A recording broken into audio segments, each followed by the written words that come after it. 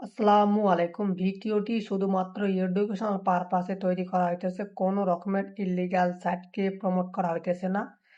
যে পরিমাণ টাকা লোন দেওয়ার কথা তার চেয়ে কম টাকা লোন দিছে এবং আপনার কাছে এখন অনেক বেশি টাকা চাইতেছে। এখন আপনি কি করবেন? অর্থাৎ আপনি ৩ থেকে ৪,০০০ বা ৫,০০০ টাকা লোন চাইছেন কিন্তু আপনাকে দিছে ১ থেকে ২,০০০ টাকা বা তার চেয়ে কম।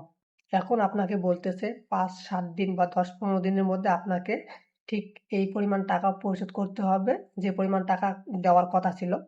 এখন আপনি কি করবেন? দেখেন ১ম এ কথা হলো যে আপনি এসব যে লোন অ্যাপস থেকে লোন নিচ্ছেন, এটা লোন নেওয়াটাই আপনি ভুল করছেন। কারণ এগুলো হলো থার্ড পার্টি লোন অ্যাপস।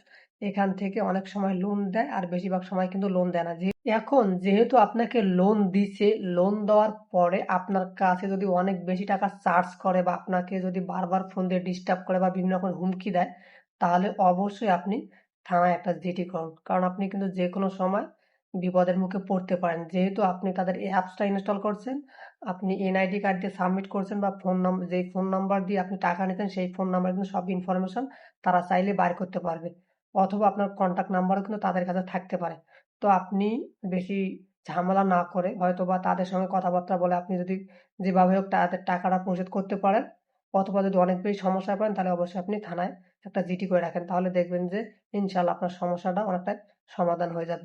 আশা করি বুঝতে পারছেন। তবে আমি আপনাদেরকে ব্যক্তিগতভাবে সাজেস্ট করতে পারি, ভুল করেও এসব থার্ড পার্টি লোন অ্যাপস থেকে লোন নেওয়া থেকে বিরত থাকুন। কারণ যেকোনো সময় আপনার সমস্যা হতে পারে। আশা করি বুঝতে পারছেন। যদি ভিডিওটি ভালো লেগে থাকে তাহলে প্লিজ লাইক করে শেয়ার করে দিবেন। ধন্যবাদ সবাইকে।